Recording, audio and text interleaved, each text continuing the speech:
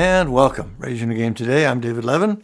This is our Friday episode, so we're talking about the inner game of life. Tuesdays are for the mental game of sports and competition. Fridays are for the rest of our lives. So how are you doing this week? How are you feeling? I am not happy about the weather. Last night we got our first snowfall. This morning Margaret had to cut her run short because it was too icy, and Siri said it felt like 13 degrees outside. This is simply not acceptable. I am planning to lodge an official complaint. It's probably Trump's fault, and I am for sure not voting for any Republicans in 2026 because of it.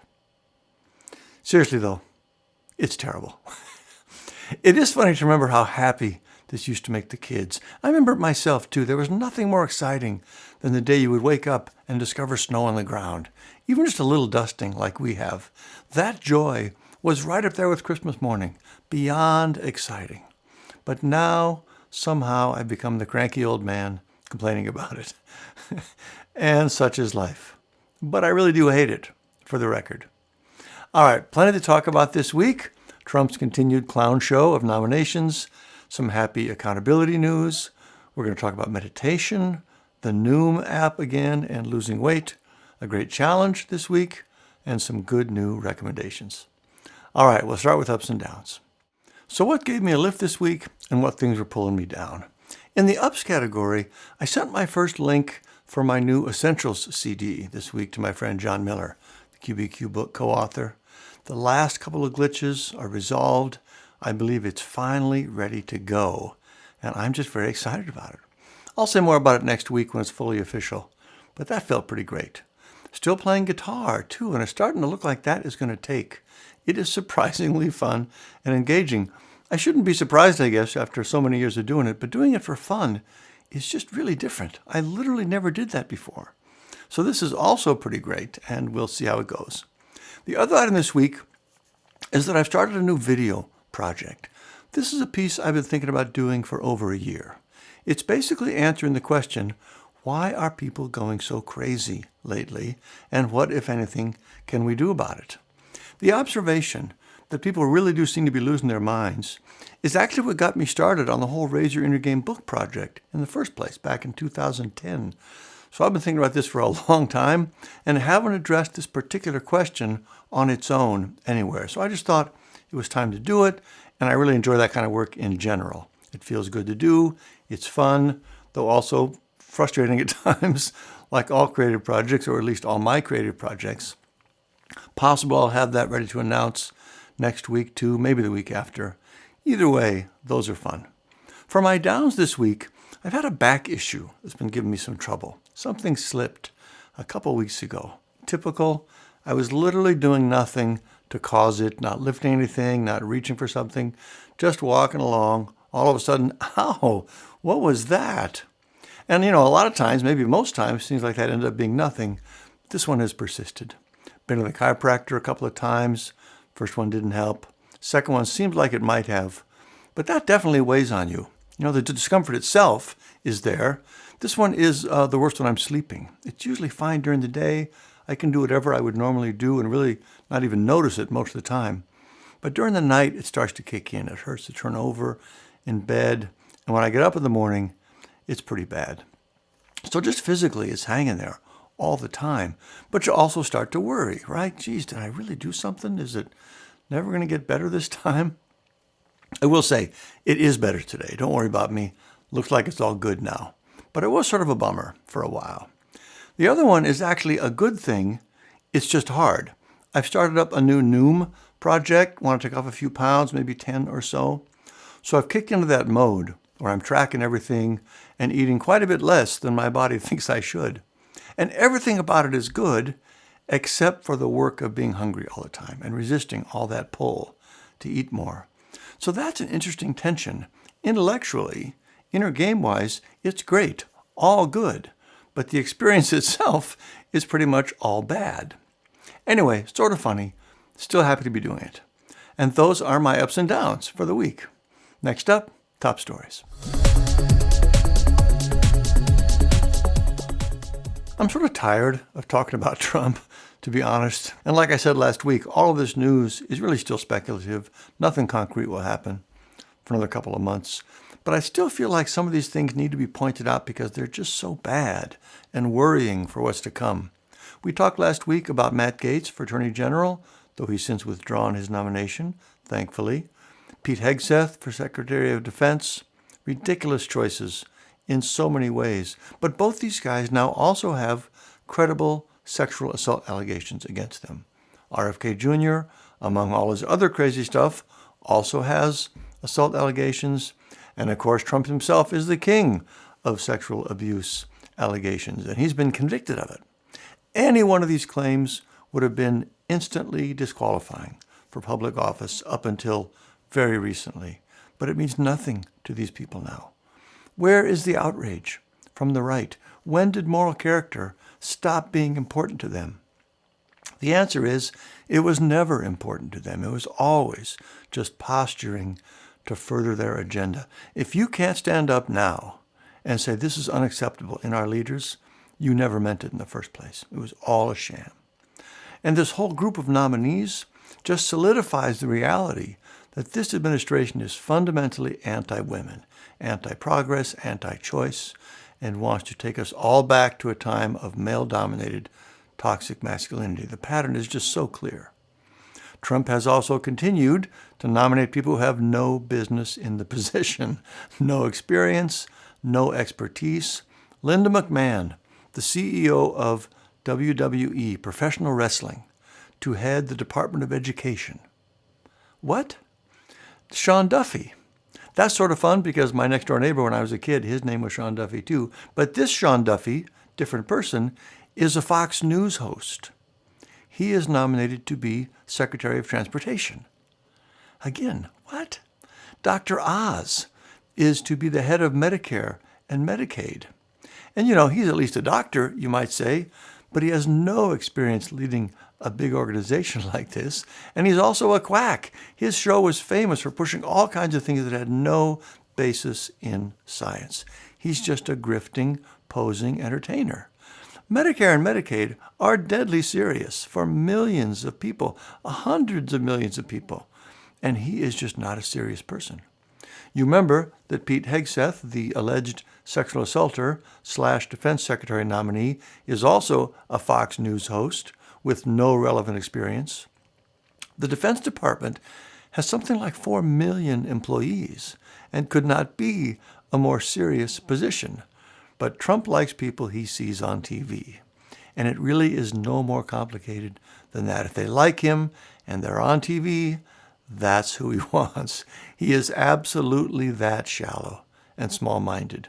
Chris Wright, the CEO of an energy company, a fracking company, to head the Department of Energy, doesn't believe in climate change. What could go wrong there? Matthew Whitaker, for NATO ambassador, no foreign policy experience.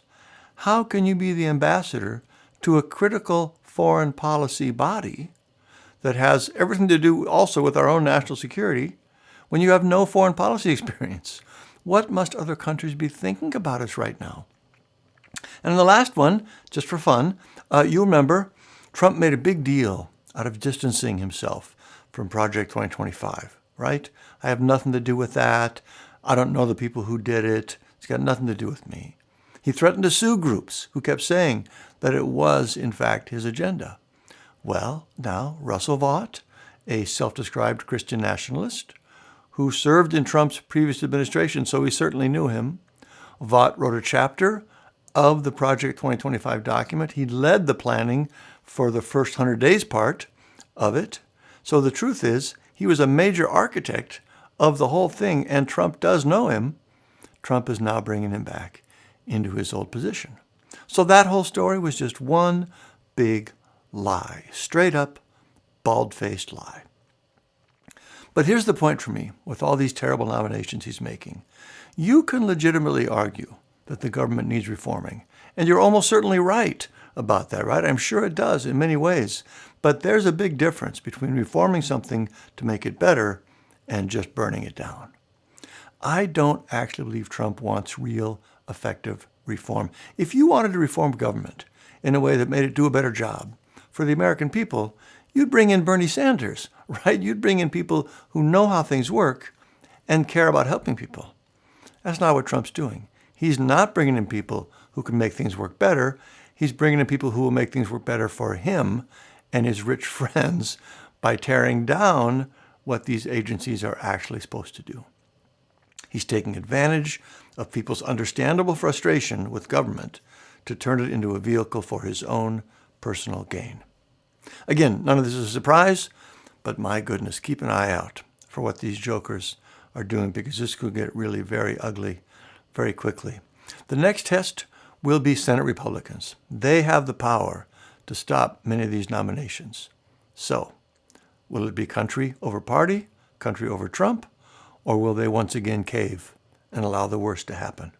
Remember, everything that's happening now is their fault, directly their fault. If they'd done the right thing at the time and convicted Trump in his January 6th impeachment and disqualify him from holding future office, none of this would be happening. This is all on them. Just imagine what history will have to say about them and their role in all this. And now what happens next, or at least this first phase of what's coming, is also on them. So keep an eye on that too. And by the way, don't hesitate to call your senators and let them know what you think about these nominations. We are not powerless in this, and we should not sit quietly and let them burn everything down just because that's what Trump wants. Speaking of which, there was a bill passed by the House this week and passed unanimously. Let me say that again. It unanimously passed the House. Think about that. Can you imagine anything, literally anything, passing this House unanimously? I honestly can't. I was shocked to hear it, but it did pass the House. The bill protects journalists from having their private sources and information be seized by law enforcement. That seems like something everyone would support, but Trump came out this week and very loudly demanded that Senate Republicans kill the bill. Why would he want to do that? The only reason: he wants to go after journalists. He will burn everything down to get what he wants.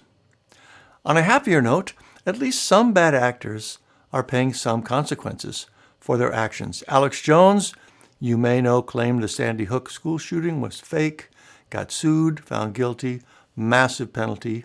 His website and company, InfoWars, is being bought by The Onion, the satirical news outlet. It's a forced sale to help pay for that judgment against him, and this is just so deliciously satisfying. The Onion says they're going to turn the site into a place to expose and mock all the crazy right-wing assholes. Now the sale's being challenged in court. We'll see what happens. Hopefully that'll go forward. But this is just fantastic.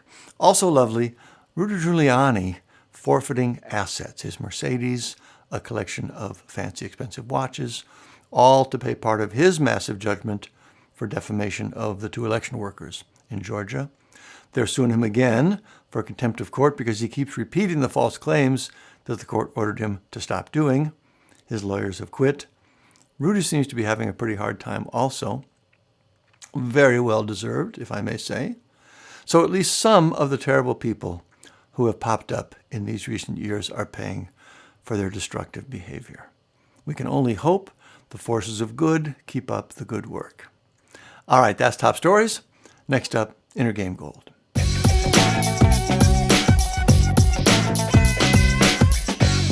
Last week, we talked about the Stoic saying, amor fati, love the fates. Whatever happens, good or bad, love it all because it's all life. This week, I want to cover a new topic for the pod. Sort of surprised, honestly, to realize we haven't talked about this before, but it is meditation, the benefits of a sitting meditation practice. I'm reminded of this because the new video project I mentioned, I talk about that in there. Not as a suggestion to do it necessarily, just as an illustration of how to get control of your mental game. But it reminded me of how truly helpful meditation is for the exact things we're dealing with now. Basically, the never-ending stress and pressure that are making it so hard to be the person we want to be. So I'm guessing you already have some experience with this. Seems to me most people do. But just as a reminder, and in case you don't, for a basic meditation, you just sit down, get comfortable, quiet your thoughts. The intention is to spend as much time as possible not thinking about anything, just sitting and observing your experience in the moment. The feeling of your breath coming in and out, the pressure of your back and legs against the chair, the light patterns when your eyes are closed. So at first, you're just sitting. Pretty soon, you notice you've drifted off and are thinking about something. When you do, you gently pull yourself back to being quiet and present again. And that is the exercise, back and forth for 10 or 15 minutes or however long you want. That's all it takes, but there is probably nothing you could do to have a more direct effect on reducing your daily anxiety than doing that exercise on a regular basis. It really is that powerful. It helps directly. There's something about meditation, especially over time, that actually rewires your brain to be less reactive to triggers. It also shows you how to get control of your mental game in general. The biggest problem we have with consistently being the kind of person we want to be is that when our negative thoughts and emotions come up, they take over. We get pulled off into our head. We get upset. We're basically letting them control us and dictate what we think and say and do. And the best way to stop this and get control back is to basically do what you do in a sitting meditation. You pay attention to what's going on internally rather than letting it all happen unconsciously. And then when you notice a thought or emotion coming up, just like with the thoughts during meditation, you say, nope, not going there. And you bring yourself back to where you want to be. You just cannot overstate how powerful that simple skill is in our lives. And every time you sit down to meditate like this, you are basically practicing doing exactly that. So that's our Inner Game Gold for this week, a simple sitting meditation, one of the best things you can do for anxiety and for your mental game in general. Next up, raise your outer game. Last week, we talked about the value of community rituals. This week, I want to talk again about weight loss and specifically the Noom app for helping with that. As I mentioned, I've started up a new program looking to cut 10 pounds or so. I'm not happy about it. I'm not happy I need to do it and not looking forward to the work, but I'm super happy to have the Noom app to help because I know it'll get me there, and it's the only thing I've ever tried that's worked.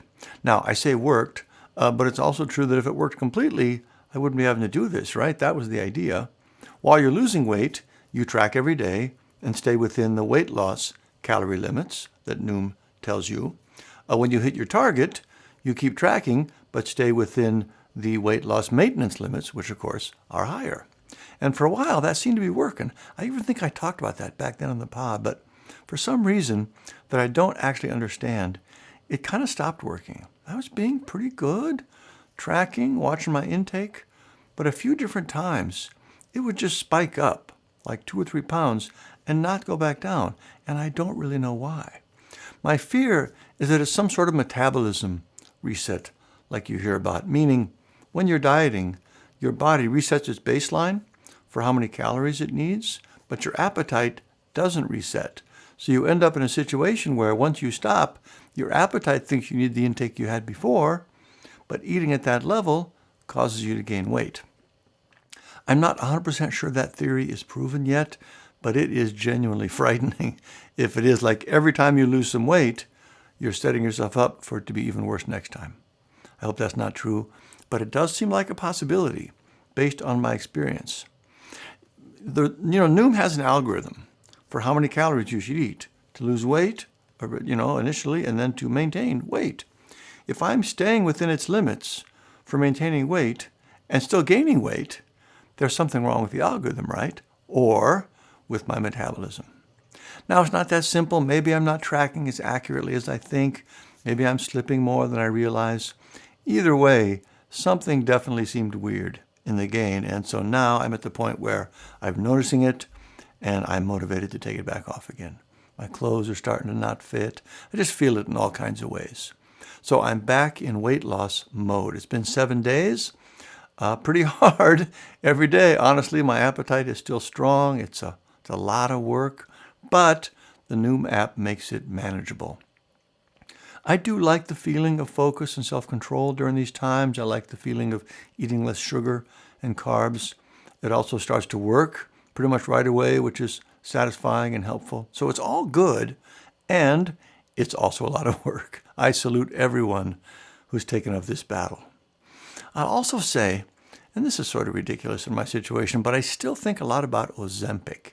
I can hardly imagine how much easier my daily life would be if I weren't constantly fighting my appetite. It's not going to happen for me, but I sure understand people wanting to go that route. Anyway, that's our outer game this week. If you're carrying some extra pounds, first of all, it really is a great idea to get rid of those if you can. I've never heard anyone regret getting down to a good, healthy weight that they feel good about. And in my experience, if you do decide to take that on, the Noom app is the way to go to get there. All right, next up, our challenge of the week.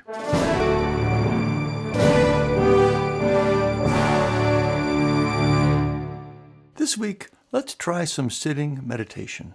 Pick a time, carve out 10 minutes if you can. 5 is also fine. Most people find it works best first thing in the morning. Find a quiet spot, sit down, get comfortable, close your eyes, and do just what we said a minute ago. Start out not thinking about anything. Just sit quietly and observe your sensory experience. Maybe focus on your breath, maybe on the sensations in your body. When thoughts come up, which they will quickly and constantly, just gently bring yourself back. Nope, not thinking about that now. Just sitting. And keep doing that for the duration of the exercise. That's how it works. And the assignment is to do that as many mornings as you can this week. Also a great idea to write down your thoughts and experiences from doing it. All right, that's our challenge of the week. Another good one. Next up, highly recommended. I've started a new book this week. It's called The Innocent by Harlan Coben, and I'm really struck by the difference when someone is a great writer. That last book, I was so on it all the way through, from beginning to end. This one, just the opposite. Page 1, right out of the gate, just really great and engaging and interesting and energetic. I've loved many of Harlan Coben's books, and there's just a real difference from one writer to the next. I mean, it's an obvious thing to say, but it's amazing to experience it like that. I also watched a beautiful video this week. It was a 20-minute documentary of sorts following a young Japanese girl in the first grade as she's preparing for a music performance. This was just so intriguing in so many ways. The context from the filmmaker is to show the role Japanese schooling plays in creating Japanese culture. And there's so much to love in it. But there's also an element I'm not sure about. Anyway, super highly recommended for this. The show Silo on Apple TV has started season 2. Reminded how much I love that. Again, super intriguing, mysterious. It's really well done. Very interesting. I have switched my Twitter-ish app experience from Threads to BlueSky. I left Twitter quite a while ago and have been pretty happy with Threads, though a couple things sort of annoying. But I've been hearing a lot lately about Twitter users, ex-users, finally leaving, especially journalists and news organizations, and they're all going to BlueSky. So I thought I'd check it out, and so far, I think it's great. I like it a lot. And at a business level, it's fascinating to think about how quickly things can change in the app space. You know, the leading app in a category can feel sort of inevitable and overpowering, but in reality, it just takes a minute to switch. So that business position is actually very fragile. Anyway, enjoying that so far. Speaking of apps, I've also switched from the Weather Channel app, which I have hated forever. It has the worst ads anywhere, to the built-in Apple Weather app, and that too has been lovely. I'm also seeing the early features of Apple Intelligence on my various devices. Too soon to say much, but I'm pretty excited about it in general. One little item in Notes, it's a little nerdy maybe, but it tickles me. You can type out a series of numbers, like a list of costs for a project, and if you put an equal sign at the end, it'll add them up for you, just right there in the note. If you're using Apple Pencil, you can even write out a formula, and any formula, by hand, and it'll calculate that for you in handwriting with variables and all. That's mind-blowing to see. But there are some really useful and amazing features coming that I don't think people are fully appreciating how transformative they'll be. One little example, last one. Just imagine being able to say to your device, show me the pictures of us having dinner last summer in New York. That's a huge difference. So that and things like it are going to take the usefulness of all our devices to a whole new level, and I'm super excited about that. And that is it for this week. Reminder, we talked about the mental game and meditation. We're going to need all the inner skills we can get to stay positive and focused these next few years. So if you haven't read Raise Your Inner Game yet or taken the Sports Academy training, if you're an athlete, this is a great time. Check out raiseyourinnergame.com for more on that. I know you'll love what either of them do for you. Otherwise, thank you as always. Let me know if you have any questions. Keep up the good work. I will talk to you next time.